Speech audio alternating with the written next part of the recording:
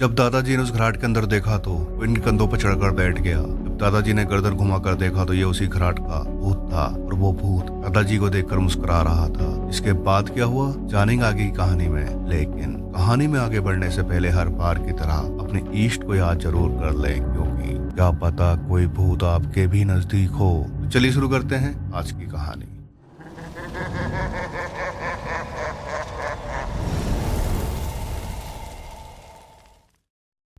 अक्सर जब कजन्स इकट्ठा होते हैं तब हंसी मजाक और आप बीती कहानियों के साथ साथ भूतियों कहानी का टॉपिक जरूर आता है। ये बात आप सबने भी फील की होगी। ऐसी ही घटना रोहन ने भी भेजी है, जो कि उनके दादाजी ने अपने साथ हुई एक बेहद डरावनी घटना सुनाई थी जब रोहन और उनके कजन्स एक फंक्शन के लिए इकट्ठा हुए थे। ये कहानी वाकई में दिलचस्प होने के साथ साथ काफी डरावनी भी है, तो हेडफोन लगाइए और कहानी को एंड तक जरूर सुने। जब रोहन और उसके कजन्स उनके चाचा की शादी के लिए घर में इकट्ठा हुए तो ये लोग डेली रात को बैठकर गपशप क्या करते थे और सभी लोग अपने अपने बचपन के किस्से सुनाया करते थे और उन किस्सों में भूतों का टॉपिक जरूर आता था। तो एक दिन रोहन के दादा ने अपने साथ घटी एक बेहद डरावनी भूतिया घटना सुनाई। तब रोहन के दादा की उम्र लगभग 25 की रही होगी और इनके दादा कुल्लू के गांव में रहते थे और इनके गांव में एक घराट था जहां पूरा गांव अपना आटा दाल और दूसरे अनाज पिसवाता था। जिन लोगों को नहीं पता घराट क्या होता है उनके लिए बता दूं, पहले के टाइम में बल्कि अब भी कई जगह आपको बिना बिजली से चलने वाली आटा पीसने की चक्की देखने को मिल जाएगी, जो कि पानी के तेज फ्लो के द्वारा चलती है। इसलिए घराट नदी या झरने के पास होते हैं जहाँ पर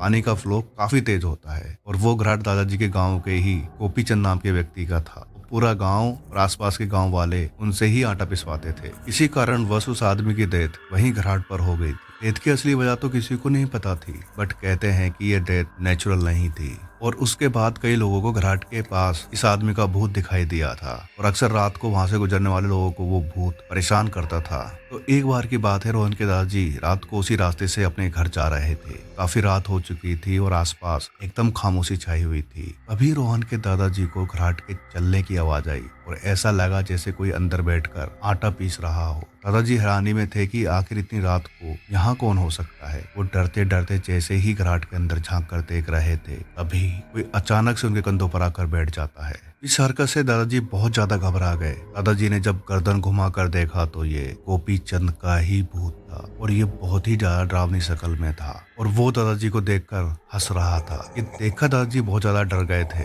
तभी उस भूत ने कहा, मुझे अपने कंधों पर बिठाकर गांव ले चल, वरना तेरा गला ही दबाकर मार डालूंगा। दादाजी को अपने कंधों पर इतना ज्यादा वजन महसूस हो रहा था कि जैसे कोई बैल आकर उनके कंधों पर बैठ गया हो। दादाजी मुश्किल से ही चल पा रहे थे। उन्होंने हिम्मत करके उस भूत को नीचे फेंक दिया। इससे उस आदमी का भूत बहुत ज्यादा चिढ़ गया और वो दादाजी से कुश्ती करने लगा। दादाजी के पास उससे लड़ने के अलावा और कोई ऑप्शन नहीं था। दादाजी पूरी जान लगाकर लड़ रहे थे, लेकिन आखिर एक भूत का मुकाबला वो कैसे कर सकते थे। उस भूत ने दादाजी को कई बार पटका, जिससे दादाजी की हिम्मत जवाब दे गई और वो भूत उनके ऊपर चढ़कर गला दबाने लगा। दादाजी को लगा अब ये भूत उनको मारकर ही छोड़ेगा। दादाजी अपने आप को छुड़ाने के लिए हाथ पैर चला रहे थे, लेकिन कुछ भी काम नहीं आ रहा था। अब दादाजी ने अपने कुल देवता को याद करना शुरू कर दिया। दादाजी कहते हैं पता नहीं कैसे उनके अंदर इतनी ताकत आ गई कि उन्होंने उस भूत को उठाकर बहुत तेज पटका, जिससे वो भूत डरकर दूर भाग गया और दूर से ही दादाजी को गुस्से से देखने लगा। दादाजी ने इस मौके का फायदा उठाया और तेजी से अपने घर की तरफ दौड़ लगा दी